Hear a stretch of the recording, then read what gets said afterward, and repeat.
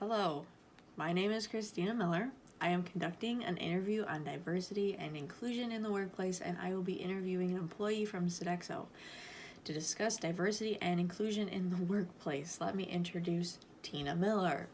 Hi, thanks, Christina. I am a senior manager for Sodexo Inc. I have been with Sodexo for almost 25 years, and I'm happy to share with you some of the diversity practices and cultures at Sodexo. First, let me share that Sodexo Inc. is one of the leading providers of contract services in North America as well as globally. We service clients in universities, hospitals, corporations, and sports and leisure parks. In these environments, we are often providing food service on a client's premises. In addition to food service, we also provide other comprehensive services like housekeeping, lawn maintenance, cleaning of operating rooms, just to name a couple.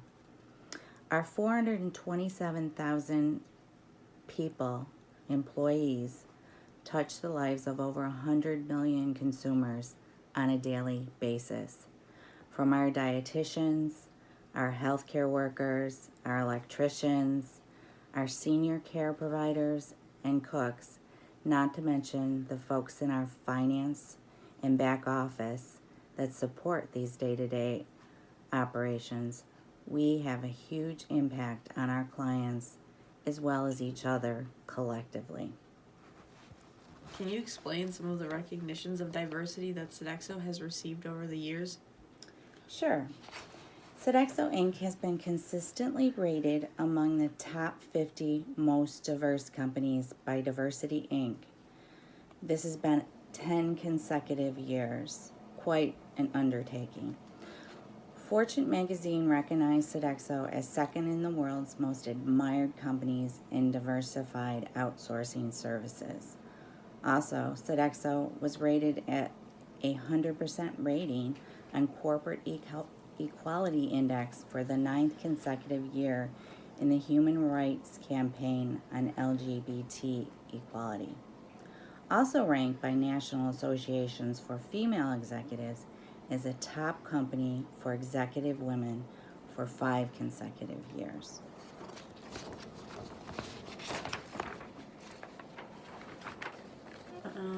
How does this company foster a diverse atmosphere? Our commitment to diversity and inclusion starts with our president and CEO, Denny Mitchell, and Senior Vice President and Global Chief Diversity Officer, Rohini Anand. At Sodexo, diversity and inclusion is critical to winning business strategy, grounded in our core values of team spirit and spirit of service and progress. In our continued commitment to being an inclusive organization, we embrace, leverage, and respect the diversity of our workplace, our clients, and our communities in which we live, work, and serve. Would you say that Sodexo contributes to their success to diversity? Absolutely. To thrive in a competitive environment, it is vital to tap into diverse perspectives and to create a culture of inclusion. From accomplished experts to industry-specific training, we provide the tools, techniques, and programs to help our employees and our clients achieve their diversity and inclusion goals also, along with ours. We act as a model to many of these. How does Sodexo feel about gender balance studies? That's an excellent question. In 2014, Lorna Donahue, CEO of our geographic regions of North America, started a key business objective for Sodexo. Sodexo founded and supported a gender-balanced team. Studies showed and practice demonstrated that gender-balanced management teams perform better on key business objectives. Operating margins, employee retention, client retention, safety, and employee engagement were the 5 key performance indicators that the study examined. Sodexo is currently working towards a goal of 40% of women in senior leadership by the year 2025 and have linked 10% of bonuses to this matrix as a commitment to this initiative. How does Sodexo support and educate employees on diverse cultures? Fostering an inclusive environment is done through training and educational programs. Sodexo North America also has 9 employee business resource groups, or EBGRGs, organized by employees who these are all organized by employees who have, based on shared experiences, joined together, provide a positive forum for professional development and input ideas that support the success of the company's diversity efforts. The focus of these employee business resource groups include women, African Americans, Latinos, Asians, Native Americans, veterans, the LGBT community, people with disabilities, and iGen, or intergenerational differences. One of my favorite trainings is Ouch and Educate. This training teaches employees to speak up against demeaning stereotypes in meetings, workplace situations, interpersonal communications, emails, and jokes. It is simple as saying ouch when somebody offends you, and then educating that person why they offend you. The individual may not even know or realize they are offending you. It is important to educate people to understand. It creates an overall inclusive environment where an employee is able to bring their whole self to work. After all, you spend more time with your coworkers during the day than your own family. Do you have any specific examples of this ever occurring in the workplace? Yeah, sure.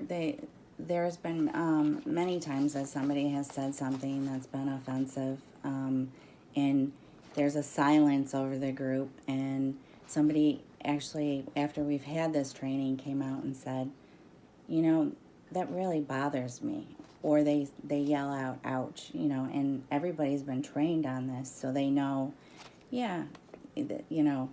that let's listen, let's listen up.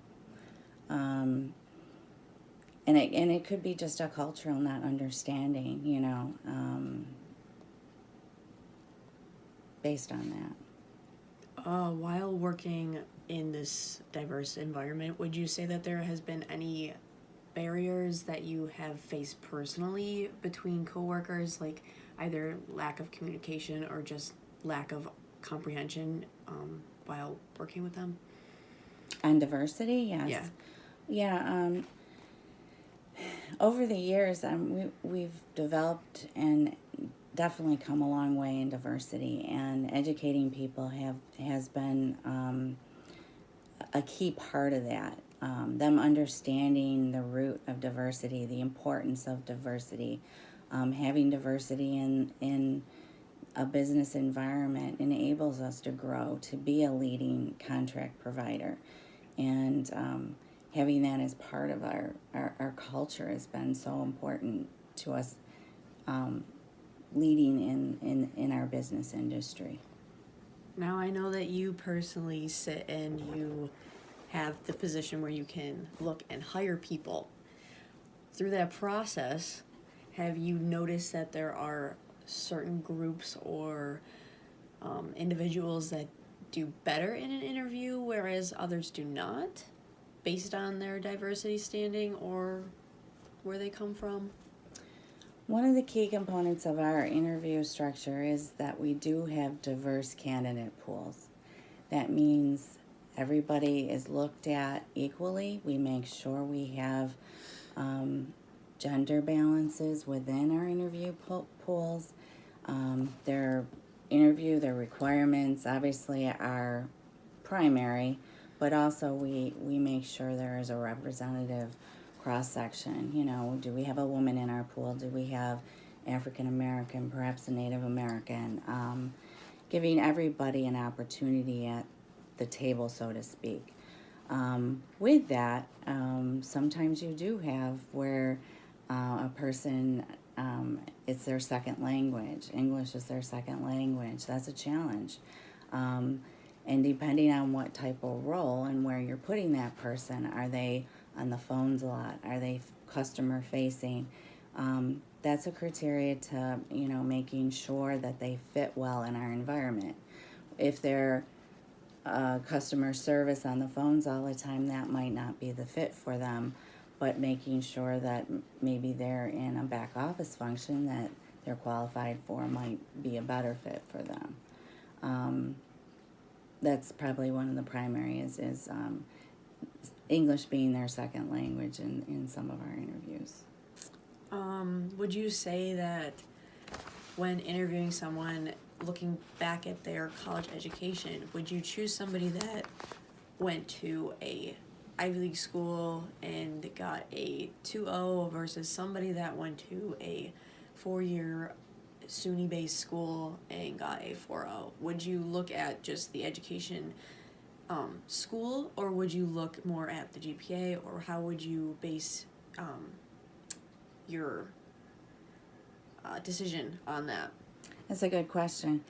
There are minimum qualifications that each candidate must have.